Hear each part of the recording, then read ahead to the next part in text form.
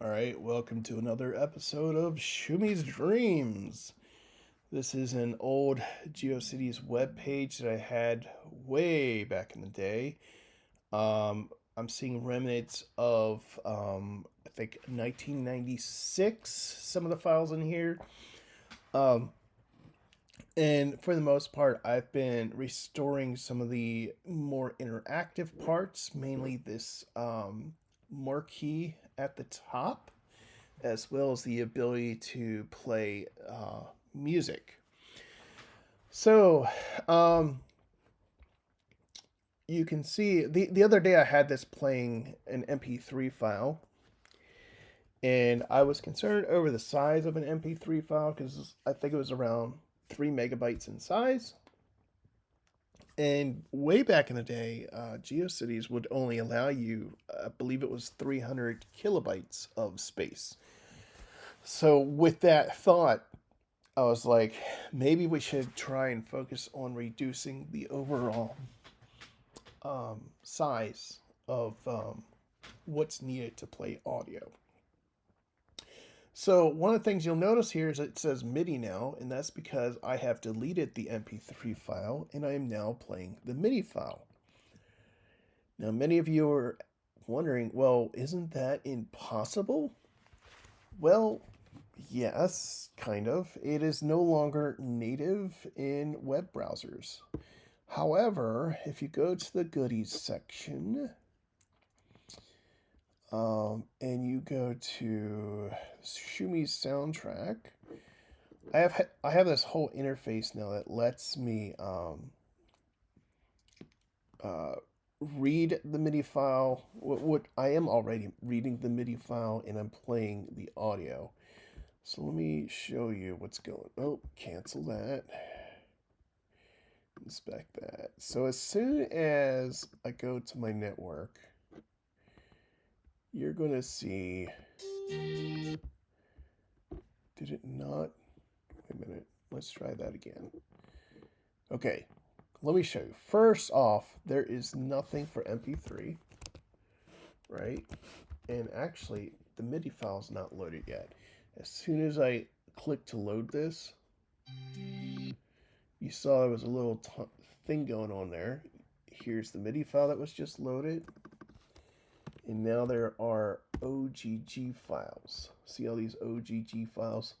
Those are individual audio samples. You see the MIDI is loaded first and then all the OGG. All right, so let's go to goodies and back to the soundtrack.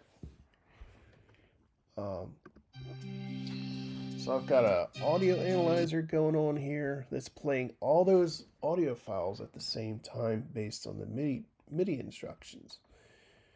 I can change the tracks. So let's, instead of the goblins, we can say we'll do a sine wave. So I can make them all sine waves.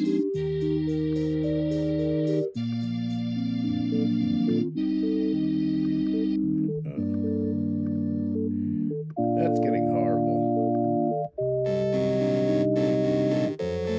Let's move that back to the drum kit. We'll make this back to goblins. We'll make this back to the bass. But that is mainly just showing that you can change the instruments playing for each track.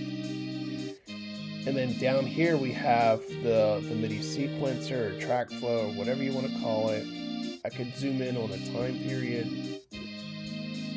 I can make get rid of the strings, get rid of the bass, get rid of the goblin unicorn. Now I just have drums. And then the drums I order, you can mute individual tracks. But I actually order the drums by which ones have the most events in the whole audio. So closed hi-hats are used the most often, then Kabasa, and all these other ones in order.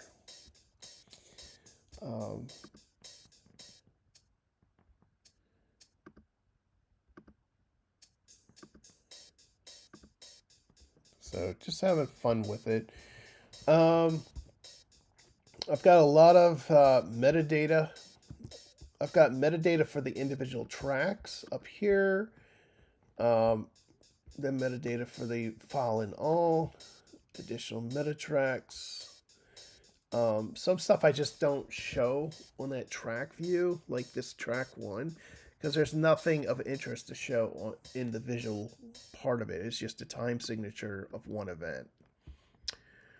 I can also change the files. So now we have Rockabye Baby. This is a file I created for testing, and you'll see I have lyrics. And I can even like see timers of the lyrics, so I know when the next lyric appears. Sort of like a karaoke machine in a way.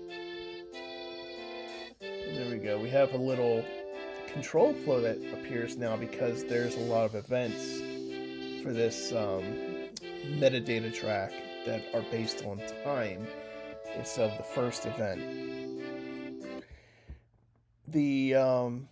Now, does this work with regular MIDI files? Why, yes, it does.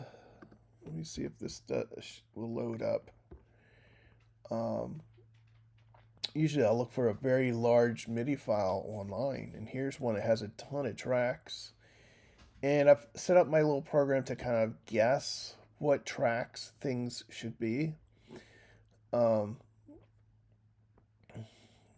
And even like if I see a timpani, I try and assign it to a drum kit.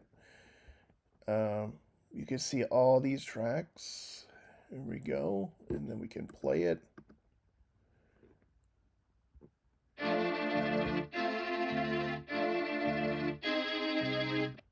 There you go. That's probably not the original way it was meant to be played, because the instruments I have available are very limited, and I'm pitch shifting this one single note. So I can change things to be, we'll make a lot of these, we'll just make them all sine waves. How about that? Can I make this all melodic sine waves? How about that? No? Did that not apply? There we go.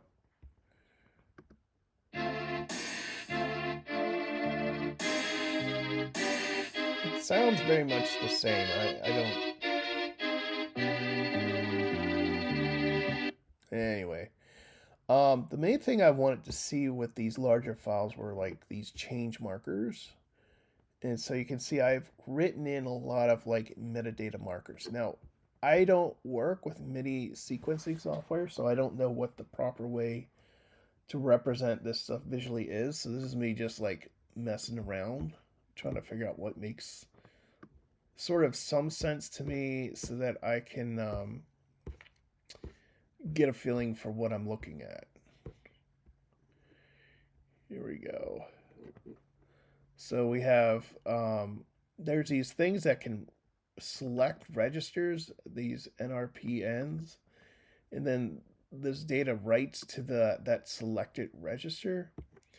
There are programs controls which just say we're going to play this specific instrument on this track, so you can change the instruments in the middle of the song. So there's an interesting thing. Banks, I think that's also with program selection. Volume, that's just, changing how loud your individual track is. Pan, that's mainly to say if you hear it more on the left or the right.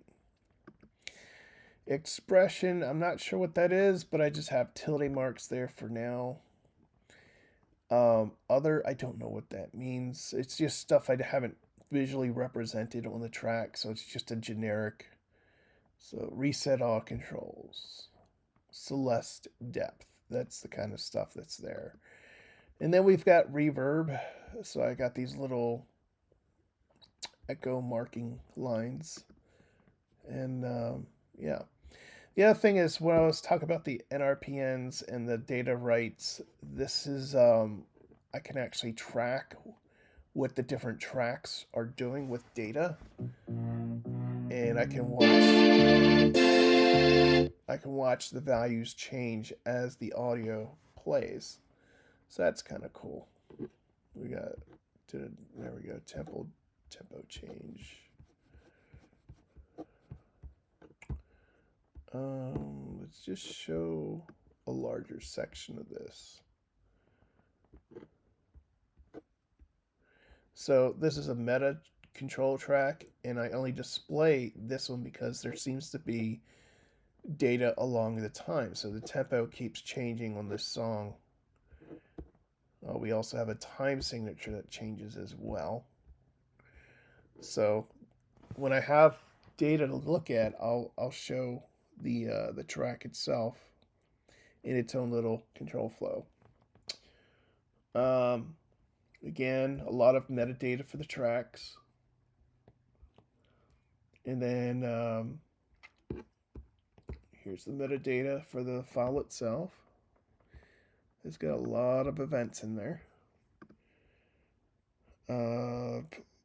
Playable track comments. So sometimes the tracks will actually have some additional information in there.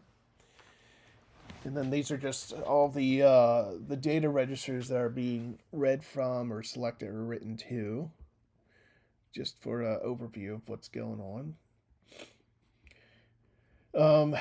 This is just all the controls that I've handled, the controls that I'm tracking, and the controls I've not yet done anything about.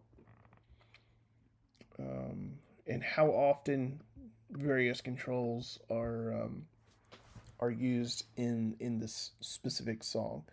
So it's just very informational if you're into MIDI and how that works.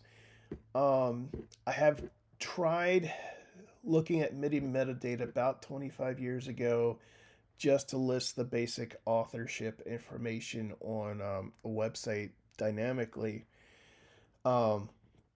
But this here was more of a deep dive into how to read the data and as well as play with it using Web Audio API.